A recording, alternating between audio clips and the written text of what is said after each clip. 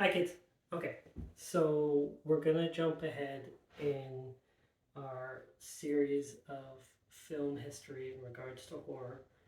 Um, but in regards to history, we're jumping quite a bit, and I just wanted to explain why we're going so far in history between the next two films. So, last film, first film, was 1896, right? House of the Devil, also sometimes referred to as the Devil's Castle. Make sure you enunciate that castle. Um, right, and the next one we're going to is 1919 in Germany. So I want to explain just what's going on in film, why we're not moving, or why we're moving so far between the two movies, and kind of set the groundwork for what's going on in the world because that affects the next two movies. We're doing a double feature. Can you figure out what they are? Okay, so we were in 1896. Um, House of the Devil was, there's no credits, there's no score, there's no title cards, there's none of that stuff, right? It's about 1906 before we get our first like feature length full 16-minute movie, right? So 10 years we go from 3 minutes to 60 minutes, but everything around that time is basically the same thing as you would see in the House of the Devil. Like if you wanted to watch something that was frightening or horror, you're more likely to watch newsreels. They were showing footage of lynchings and public executions. So that's far more horrible than anything you could narratively put on film at the time. And film's just discovering itself. The technology's coming along, figuring out what they can do, how you can tell stories. 1915 is the birth of a nation, which is the big epic, and it's a lot of the language of film that we use today is in that. So nothing's really changing between that time, right? 1910, Edison Company does an adaptation of Mary Shelley's Frankenstein, but it's 4 minutes and it's basically the same thing you'd see if you watched The House of the Devil, right? So that's part of the reason we're jumping so far. And then I also wanted to explain the circumstances, and it might not need explaining, of what's going on when our next two films were made. So, from 1914 to 1918, there was this thing called the Great War, or World War One, right?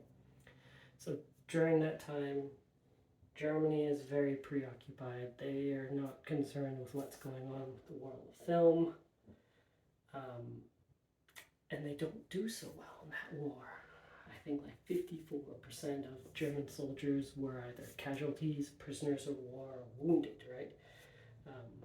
They by far had the most casualties. They're like 3 times the next leading country, which I think was France. So there's a lot of death.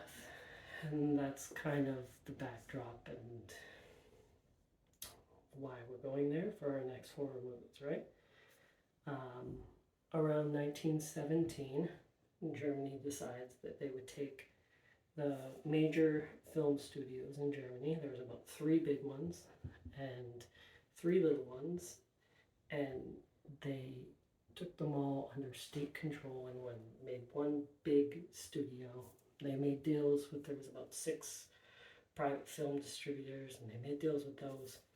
And yes, the original idea was that this is a propaganda machine. But the bankers that were helping fund this, they had other ideas, because bankers do that. So their goal and their vision was to make Germany #1 in film, make Germany great again. So they put a lot of funding into that. So if you're a filmmaker around this time, it's not too bad for you, because they're not a propaganda machine. They're trying to make the best movies in the world.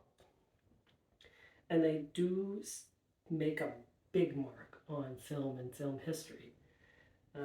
A lot of the directors and the writers and cinematographers and the actors and the makeup artists that were part of UFA, some of them don't seem too happy with what's going on in their country, and they leave. They go to England, and then eventually they end up in Hollywood. And a lot of what happens in Hollywood in the 30s and 40s is very heavily influenced by Germany during this time, when what is called German Expressionism, which started around the time of the First World War.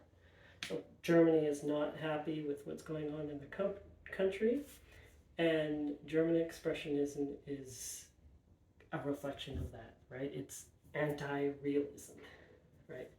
So jarring angles and just nothing natural looking. So that's the background there. I think that's about it. So we'll go to 1919 next. I'll talk about the next two movies together because they're very similar, but they're also very different. And I've got some armchair theories. So you know what to do. There's the thumb, there's the bell. Hit those guys, and yeah, I'll get the next video going for you as soon as I can.